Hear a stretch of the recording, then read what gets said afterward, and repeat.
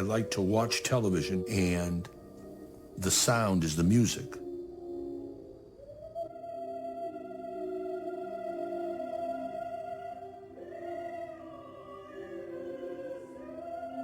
It's an escape. During the day, I see the worst of civilization. Death, anger, frustration, tragedy.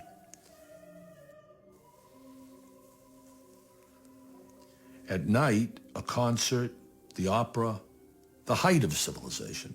Wagner, Verdi, Beethoven, Brahms, Mahler. The contrast is remarkable. Remarkable.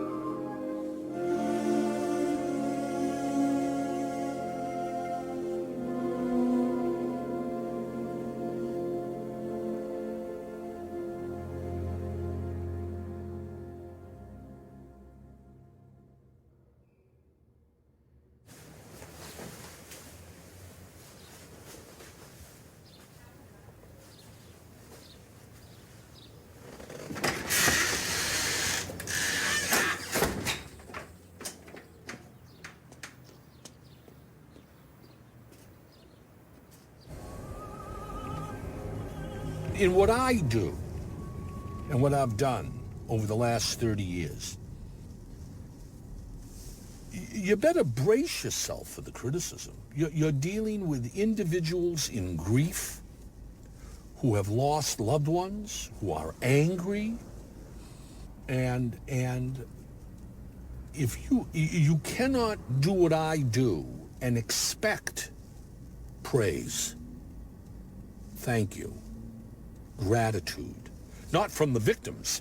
Now, the public, I think generally the public understands and supports what I do in times of crisis.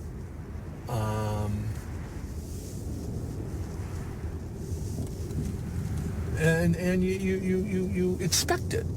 You expect the criticism. And that's why I try and tell my wife, it's not personal. It's human nature. Expect it. And that's what happens. So, speed trap, a camera right there. You see it? Aha! There's not much that's fair in giving people money who lost loved ones. But that's the American system.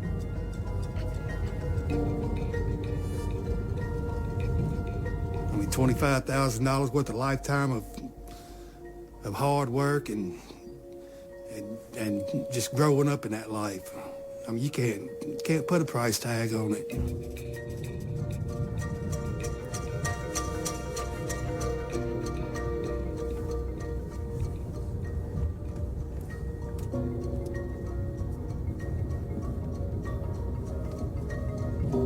We call Feinberg the master of disaster. He's good at what he does, but I mean, still in all, he still works for whoever's paying him.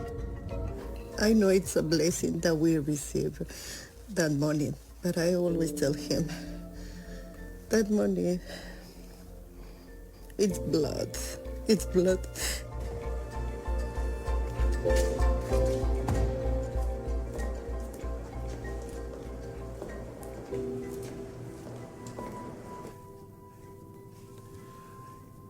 In our society here in the United States, it is money, compensation that is designed to at least temper, alleviate the wrong.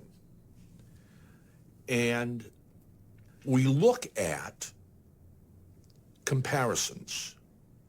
We study similar situations or similar compensation and try and come up with some amount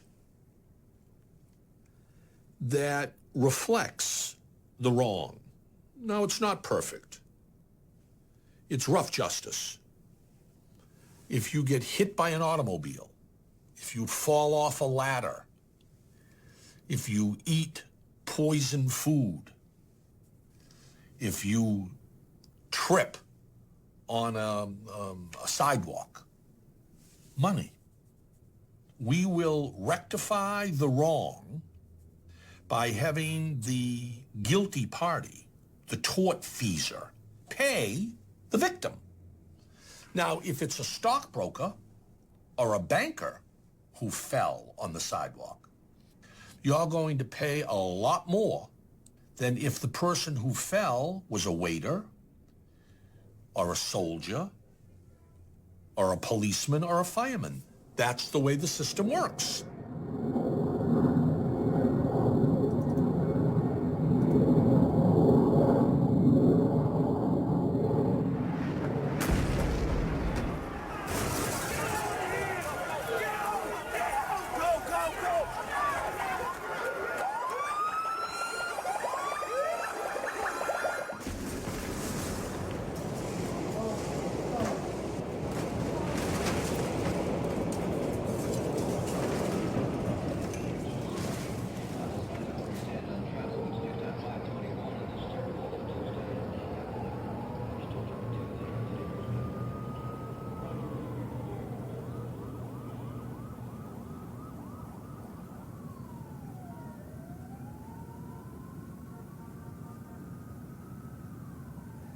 It's a whole new world of life here, and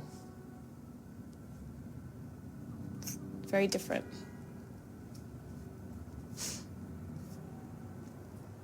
To this day, I feel like it's hard for me to believe that we're living and they're not.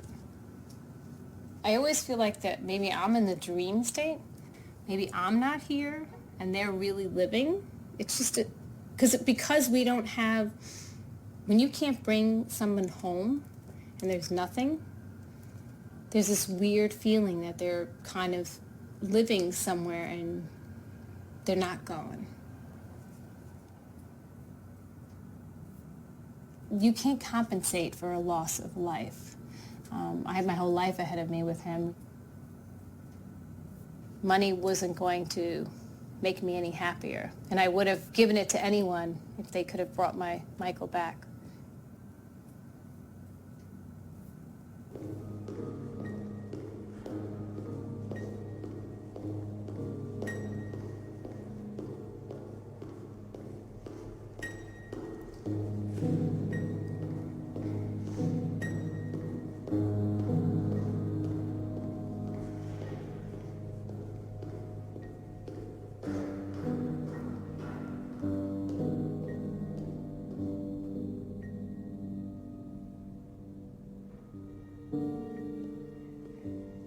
I wouldn't want to be Ken, because I don't even know how he was able to do that and look at all the people that lost loved ones and say, okay, we'll give you this.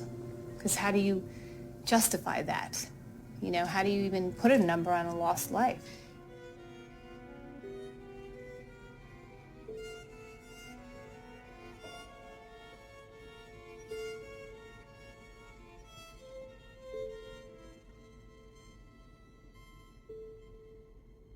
On 9/11, we received applications from about 7,300 people.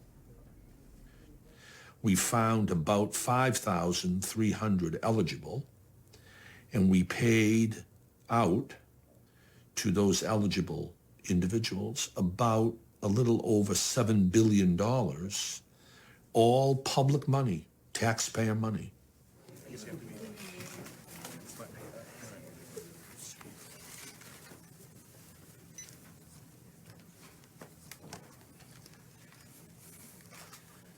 Good afternoon. Today I'm announcing an important step in the effort to provide both fair and prompt relief to the victims of the September 11th attacks. Kenneth R. Feinberg, a Washington, D.C. attorney specializing in providing relief to victims in mass casualty cases, has agreed to serve as special master of the September 11th Victim Compensation Fund program.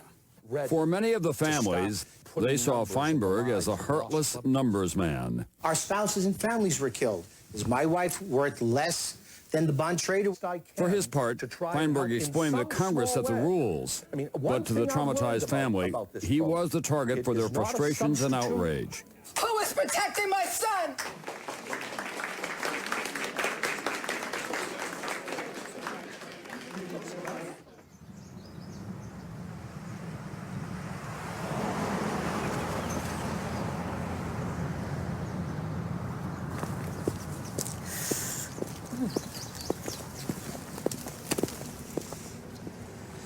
So this is the corner that we did the dedication a couple of years ago. And they have one at that corner here, and then the other corner. People, they look up and they see his name and they remember his name.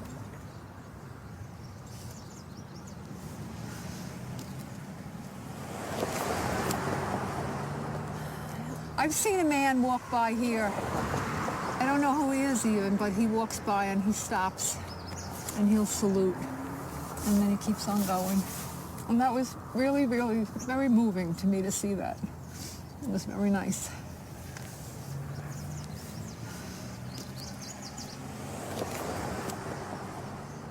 Who's to say that Georgie was only worth $500,000 and somebody else is worth $3 million? He was a firefighter. He ran into those buildings. He knowingly, went into those buildings thinking, I may not come out of here. But just because of the fact that he was single and 35 and lived a very simple lifestyle doesn't mean that he's not worth, the same as a CEO who lived in $1 million home and had a wife and 2 children. That's the thing I think that is disturbing to me, at least. I always said if I ever had money, I'd buy a Jaguar. I wouldn't drive a Jaguar now if you gave it to me. There is no pleasure in that money. There is absolutely no pleasure in that money. There's a sense of guilt in that money. When you calculate what a life is worth, you have to make certain assumptions about what that victim would have earned over a lifetime. Not always as a waiter. A policeman who was killed at the World Trade Center. Well, Mr. Feinberg, my husband was a policeman. He was a first-year policeman. He had just become a policeman. He was earning $70,000 a year. But over a work life as a policeman, he would have gone all the way up to $160,000 a year. Well, we have to factor that in the calculations. But it's still a very cold calculation. It's all mathematics. But judges and juries do it every day here in the United States. Except I'm both judge and jury.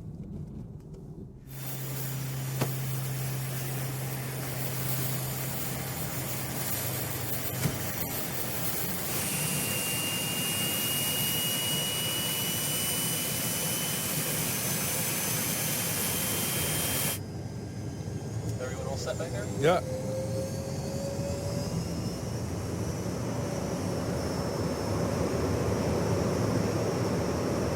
The Secretary of the Treasury asked me if I would be a special employee of Treasury to render a decision on what to do about the Central States request.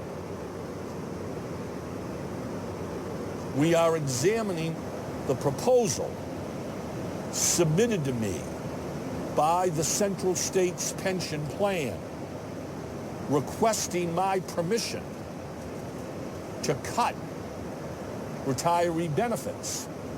Between now and around the beginning of May, I'll review the plan, review the criticisms of the retirees at the town hall meetings and others, and under the law, render a decision.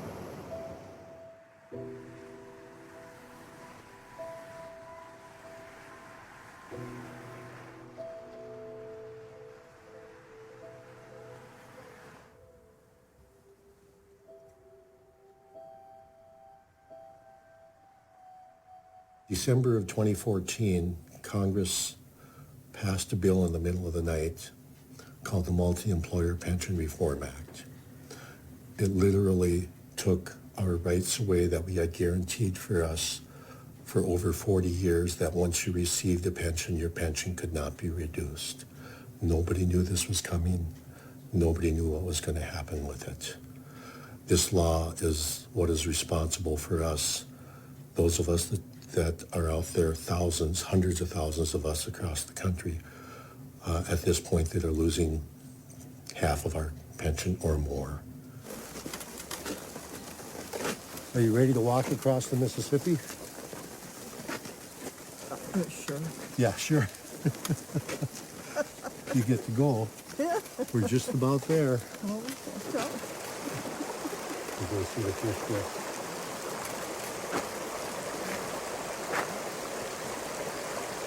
Here we go. One reason why it's so tough on me, my dad died of Alzheimer's. I'm now helping take care of my mother who's got Alzheimer's. But the worst thing is that I can see things changing for me already. I've got both parents have it. They say it is hereditary. That's why I put that money away, so that my wife would be able to help care for me in a nursing home for a year or so. And we'd have a reserve in there that we wouldn't have to use up all of our money, and she'd still have something to live on. Because when I died, she doesn't get any pension. She just has Social Security to live on. I put that away for that reason. It's not going to happen now. Not at all. We have to use that to live on. And if I go, and I do get stricken with Alzheimer's and I pass peaceably like my dad did, it's going to leave her basically penniless with just Social Security to live on now. That's my story.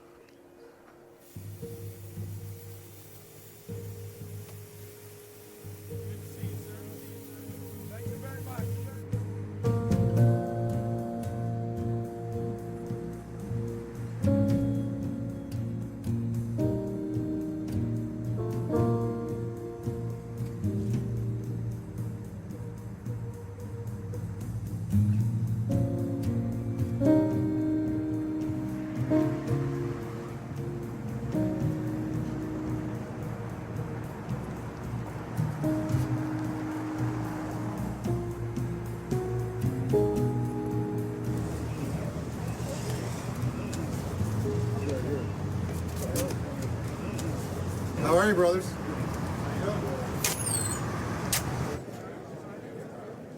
You become concerned as a citizen about how a law like this will impact individual retirees, elderly people, whose pension of $10,000, $20,000, $30,000 a year will now be reduced 50 or 60%. Very, very debilitating. Very, very debilitating.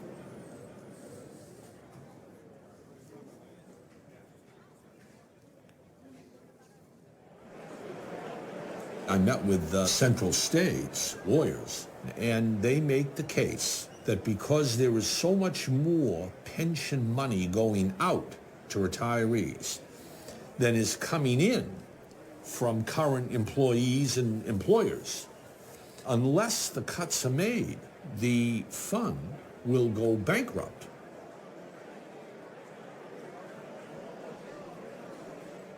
Ready to go? Let's go. So we go down the right side of this river. Go down. Go the right side and then.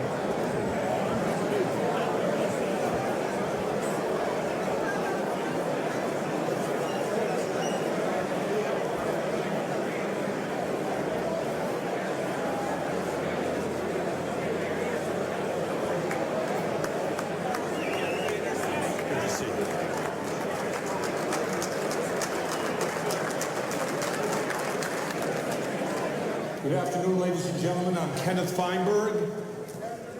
I am the special master appointed by the Secretary of the Treasury.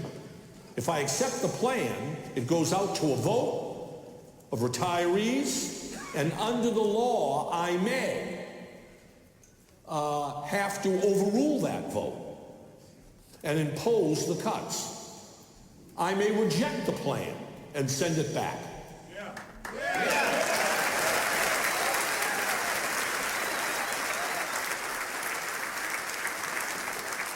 After you work for all these years, you find yourself divorced, you find yourself buying a house. I've got 20 years left on my mortgage.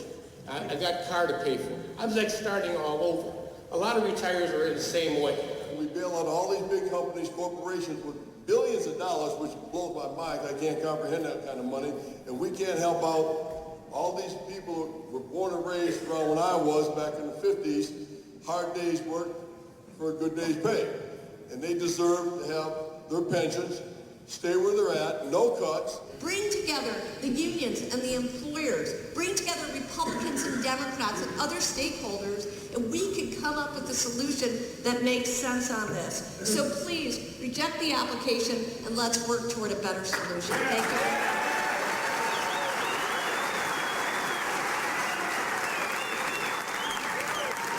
I personally want to thank you. We are listening. We will do the right thing. There is a law we have to deal with. We will deal with it. And I thank you all for coming here today.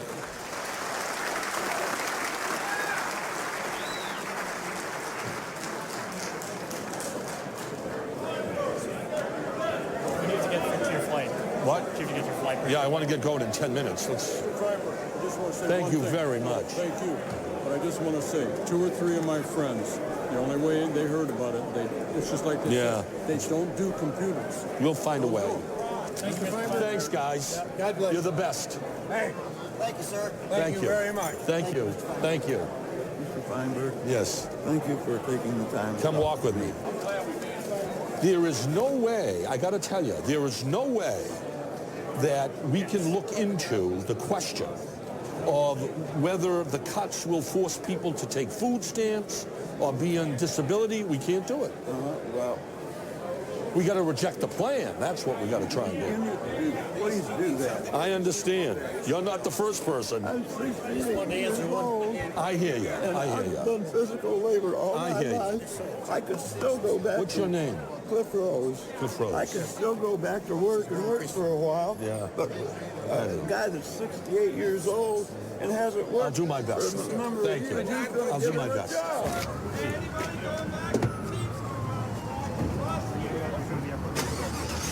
You gonna come? Come on. Thank you.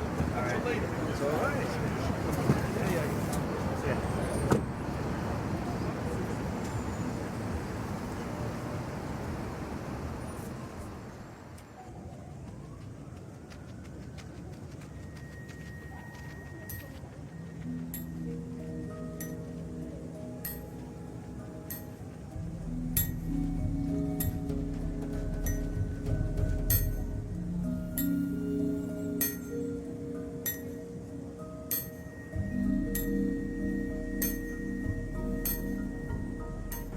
The walls came tumbling down on Wall Street Monday as 2 financial giants, Merrill Lynch and Lehman Brothers, buckled under the real estate and credit crises. The shocking news that Merrill Lynch would be sold to Bank of America and the more shocking news that Lehman Brothers filed for Chapter 11 bankruptcy led to a 500-point drop in the Dow Jones Industrial Average. Some came to work carrying suitcases, bins, and even handcarts to clear out their offices and desks. It does offend our values when executives of big financial firms, firms that are struggling, pay themselves huge bonuses even as they continue to rely on taxpayer assistance to stay afloat. Another government bailout, this time Citigroup. The bank is getting $20 billion in cash from the government's $700 billion rescue fund on top of the $25 billion it received just a month ago.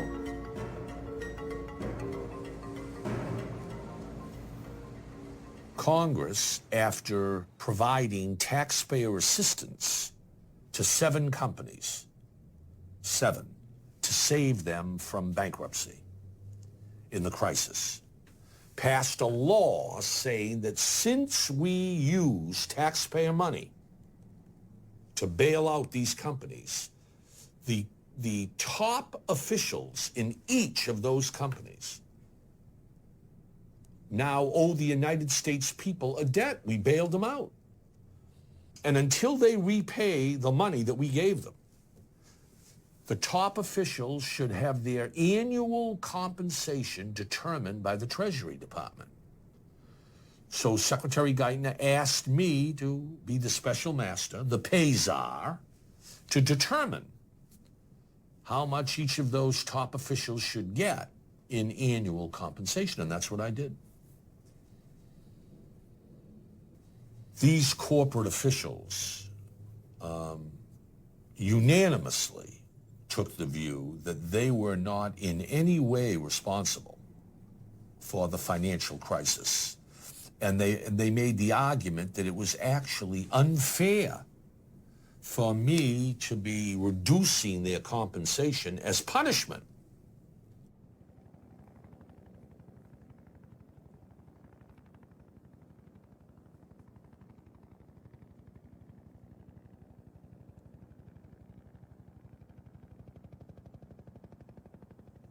And it was the compensation regulator, Kena Feinberga, who imposed a set of parameters on compensation for those 7 companies that included a limit of $500,000 cash in salary, and everything else, annual bonus and long-term compensation, had to be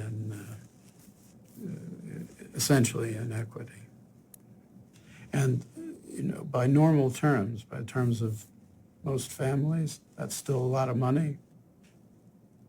But one has to understand that these senior or highly compensated employees of a big financial institution were used to much more cash. So everybody always adjusts their lifestyle largely to their income up to a certain limit. And so for a lot of them, it was, it's hard to use the word hardship, because compared to the suffering that average families suffered, this wasn't a hardship. But it was a shock to people used to earning a great deal of money and having a lifestyle. Billion-dollar profits are back, and big bonuses could be next. In fact, Goldman Sachs is on track to pay out as much as $20 billion in bonuses for 2009. That's roughly $700,000 per employee, more than 14 times the average American household income. It was binding only as long as they hadn't repaid the taxpayer.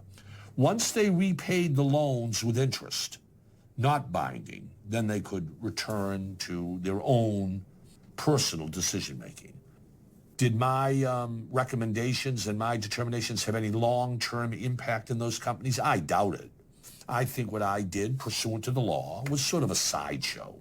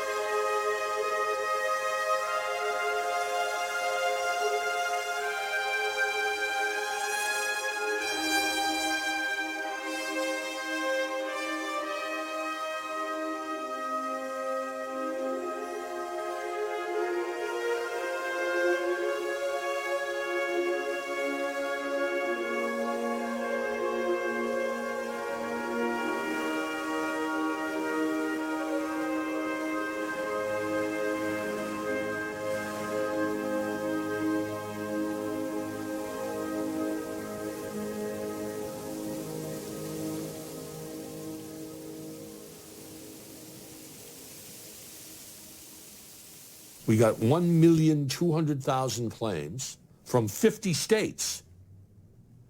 We got claims from Washington, D.C., from 35 foreign countries. We received claims from Germany. From Germany. I didn't know the oil had got as far as Germany. This is what I want to talk about. Is there anything you think should be added? Time is key because I think the clock's running. And this is what the long form notice is going to be. So they're going to have answers to all these questions. So it's not exhaustive of any kind of FAQ. Right. Why don't we exchange notes in 30 minutes? Yep. In BP, we put together this unbelievably large administration at the peak of the program with the 34 offices, with the staff of accountants. We had about 100 accountants. The senior people were working right here in our conference room with us on a daily basis. But we had at the peak between 3,500 and 4,000 people working on this project. Claims review, programmers, data people, accountants, administrative people who could take the claim forms directly from the claimant in those offices. We rejected over half the claims that were submitted on the grounds there was no proof. Mr. Feinberg, before the spill I was earning $100,000. After the spill I'm earning $20,000. There's $80,000 I lost. Pay me. Well, what proof do you have that you were earning $100,000? I'm telling you, ma'am, I'm very sympathetic to you. I'll try and figure, yeah, I am. I'll do my best. Thank you. Ken Feinberg's voice rose as he found himself surrounded by a crowd of angry oil spill victims at a Bay St. Louis public meeting. I spend 30 hours a week at your claims office. Don't tell me you got new people in this local office. I'm there.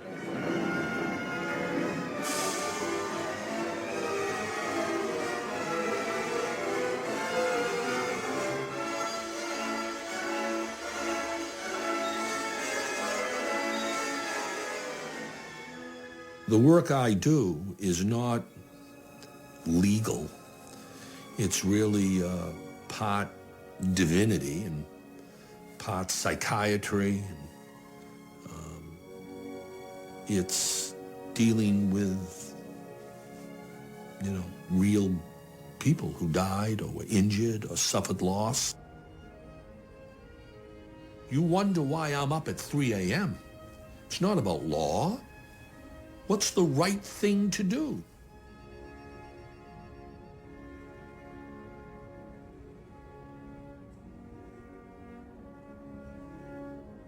Because he's a lawyer, he has a very tough veneer. I think that if you're looking for someone to have a soft shoulder for you to cry on, you're going to go to a therapist or you're going to go to your religious leader, your priest, your rabbi, your minister, whatever. If you want someone who's really going to fight for you, you want a lawyer. And so people looked at him as being really tough and in your face. He's a mush on the inside. And he really, and so on the one hand, there's the appearance of this really tough veneer, but on the inside, it's the caring for the victim. And there's no way you can ever empathize enough and to show the right amount of concern and compassion. I mean, if you lost a loved one, there's nothing I could say that would ever make the hurt go away. And I didn't want people's appreciation and I didn't want their empathy, but I didn't appreciate the rage and the nastiness. And that was very difficult for me as a wife, knowing what he was doing.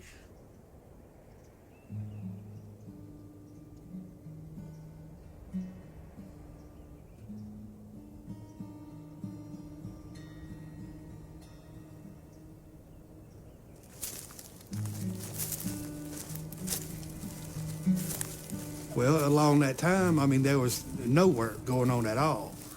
I mean, nobody had no money. You had to pay bills. You had to eat. You had to pay your power bills. And so they pretty much forced you to sign those papers to get that money so you could survive. Most of it was like $25,000. I mean, it wasn't near what people should have got. Basically enough to get you through 1 year. People don't come into the program and accept my money because they're under dire financial circumstances. They accept the money because it's money. It's found money. Here it is. Now, not later. It's certain, it's generous, and it's available now. That's why they take the money. It makes financial sense to take the money.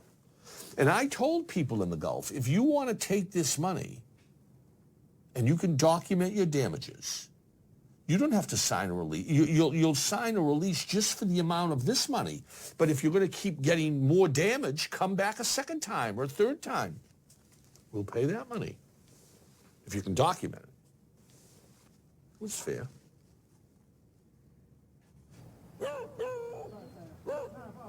A lot of people got hurt. There's the whole community.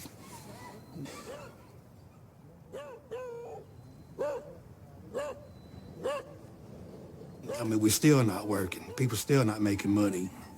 And that's been, what, 4 years ago, 5 years ago?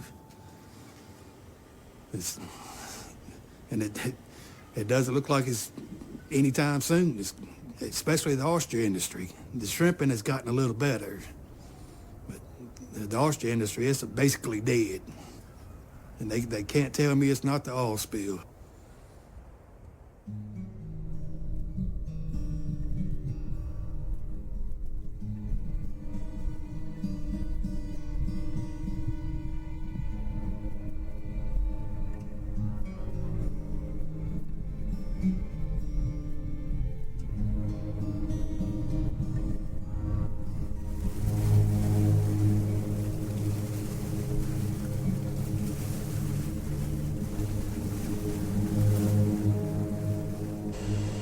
Spray on. Spray on. It doesn't look good. And with all the oil and the dispersants they use to sink the oil to the bottom, the oil's still out there. It's just on the bottom, it's not on the top anymore.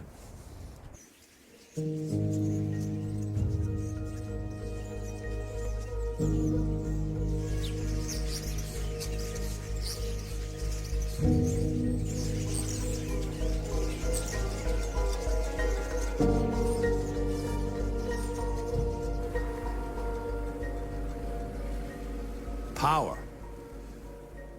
Well, I must say, in all of these programs, where I'm asked by policymakers, Ken, we want you to design the program for compensation, and we want you to administer it. Policymakers want the money distributed quickly, streamlined, efficient, certain. They sacrifice all of the other procedural niceties, an appeal, a committee, or somebody to oversee Feinberg. And instead, it is basically placing your trust in one person. Now that is real power.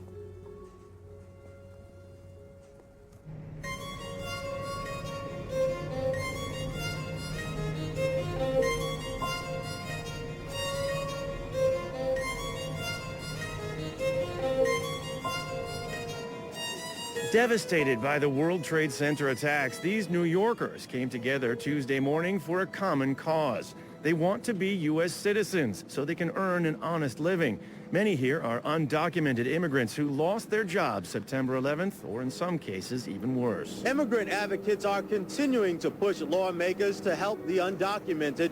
There's an emergency call out for new legislation that would give permanent residency to those affected directly by the attacks.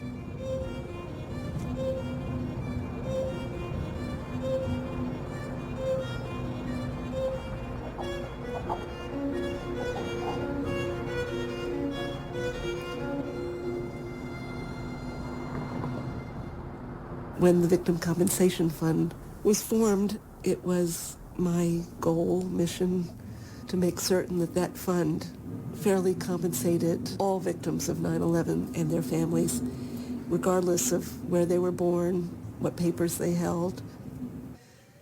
And I was prepared for a hard fight. I brought to Mr. Feinberg's attention the fact that there were undocumented workers in the towers. Mr. Feinberg made it extremely clear to us that heart wouldn't control over evidence in doing the actual calculation.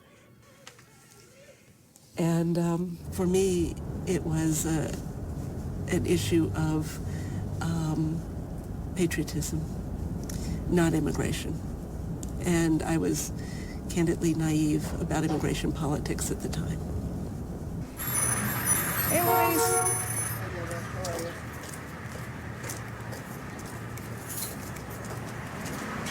How are you, my love? Thank you for bringing the good weather. I brought something else, I know. too. Okay, good.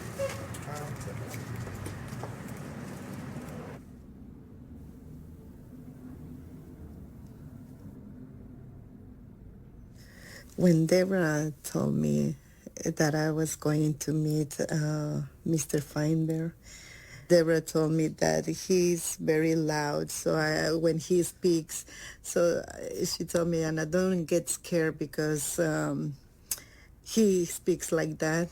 So just go there and explain him what actually you are going through. And I put my hand on the table, and I was starting to shake, and he just hold my hand, and he hold me like this. And I don't know, all what I was feeling, that I was, shaking or scared of anything.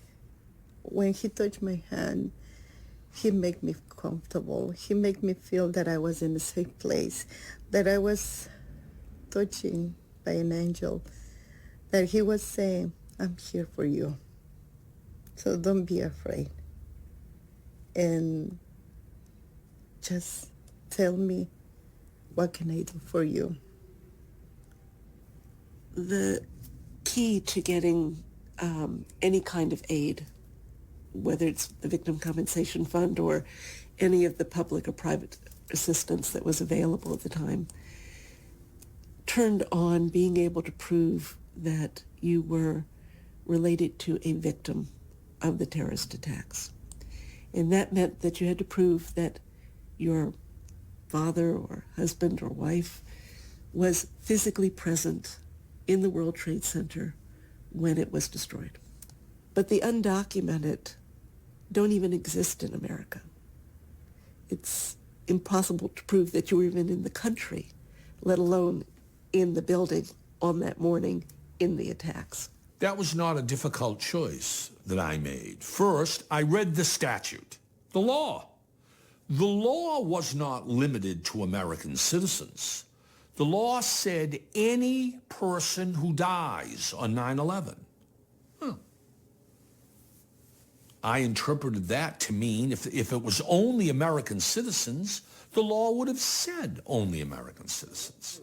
By recognizing these families as families of people who died on 9/11, he made it possible for us to prove that they were real, enabled us and them to become legally present, to get adjustable status, to get work authorization, and now, God willing, to get a green card and ultimately citizenship. So that it was much bigger for these families than just a check.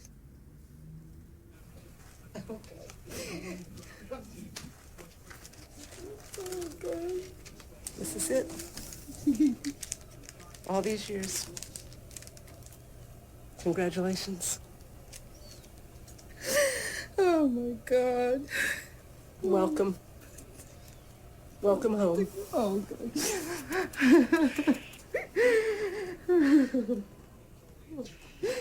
Oh, thank you, God. Thank you to you.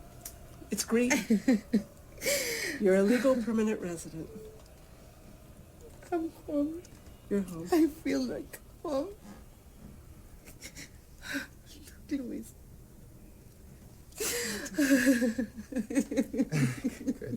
Good. No, to you too. To For both of us. Yeah. This is the day. I'm free. I'm free. Now I can go out of the cage. And I'm free. Yes. We're free.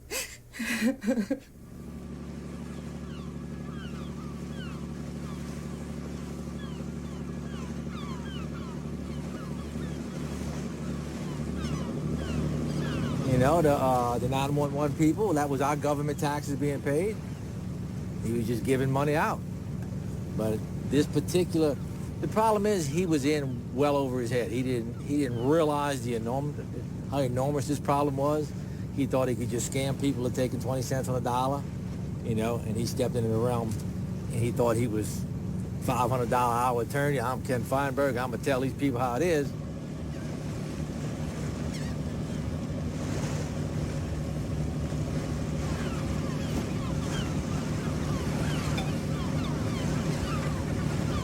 Okay, so when somebody lies you on the first day, because he said, I'm not being paid by BP. Remember that clearly. You know, I am getting old. I got old timers, but I do remember that clearly. And he said it more than once.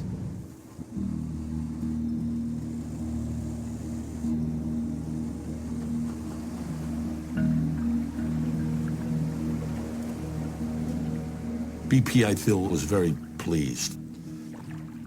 They want to avoid a blemish on their reputation. They want to avoid the uncertainty of the courtroom and the American litigation system. They want to avoid diminished value of their company. It turned out that all of those people who took the emergency money came back for additional funds and signed a release. So it worked out.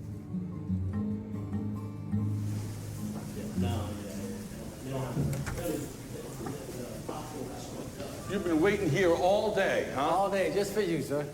When did you come up? This morning or yesterday? I flew up last night.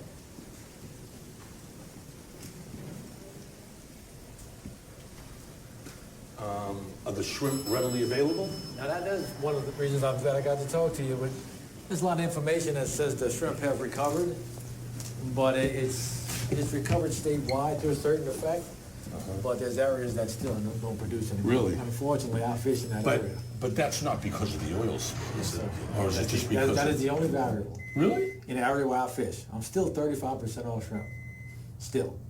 And what about the arguments that it's not the oil, it's just changes in other causes, other reasons? But no? That argument falls because the areas that were not oiled are doing well. Uh-huh. You understand? So what is the only variable that is affecting the change? Now, are you representing just yourself or the whole association of shrimpers? I'm representing the whole commercial fishing industry. I That see. the real fishermen, you know, like a lot of people were coerced into taking that $25,000 payment. That was an insult. People were in a jam, you know, and that was from you. All I know is that in 16 months, we paid out $6.5 billion. I mean, we did something right. I don't know about your case. I can't speak for an individual case. I must say it was a very, very generous program. Somebody got that money. It didn't go into BP's pocket. And we paid I got 550,000 claims. That's a lot of claims.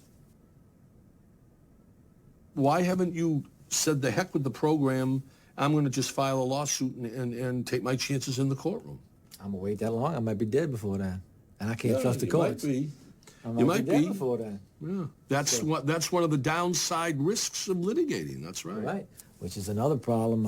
I've developed. I got 50% of my lung capacity, thanks to BP. How'd that happen? Breathing that dispersed air, dispersed oil is all around me. They all lied about it, and they got thousands of us that are sick. They got people that are really, really sick. I've never been convinced myself that these injuries, these physical ailments, were caused by the oil spill. Now, maybe got a cold. I don't know. So but people with lesions and severe sickness. Excuse me. Okay. I don't think BP has paid $1 in the courtroom for any health-related condition due to that oil spill. Maybe they have, and I haven't followed it. I think that BP has not been demonstrated that physical ailments are caused by that oil spill.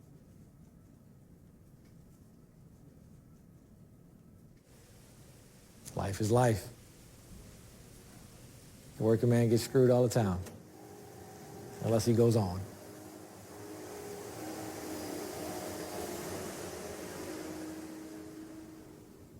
I concluded that the submission violated the statute, that Central States Pension Plan if implemented as requested, would not save the plan from insolvency, and therefore, because of various reasons.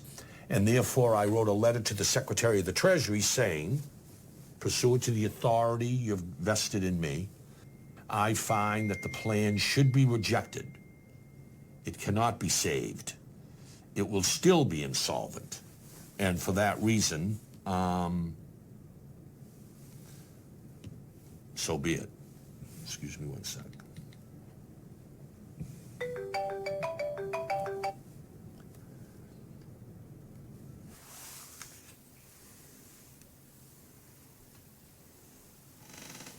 It was elation that he actually was able to do this and to put it through and to find solid evidence that this needs to be rejected in the plan.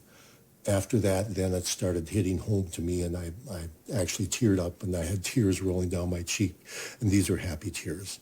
We're not looking for bailouts from the federal government, but we are looking for justice, and we're looking to hold those accountable that have stolen close to $20 billion out of the fund. How do you stop that? How do you stop Wall Street from controlling us?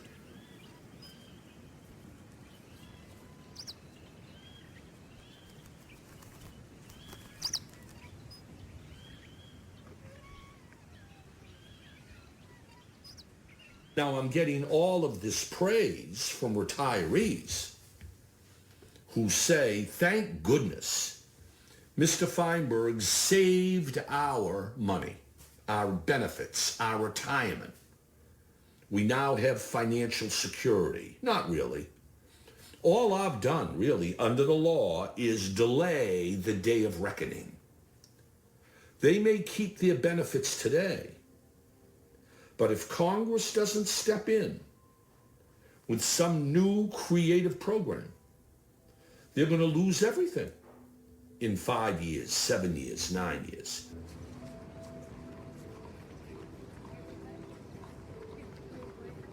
I leave for others, which should be done in the next 5 or 10 years. The law may be changed. If it's changed, I have a new law. But right now, that's the law, and that's what I have to try and enforce.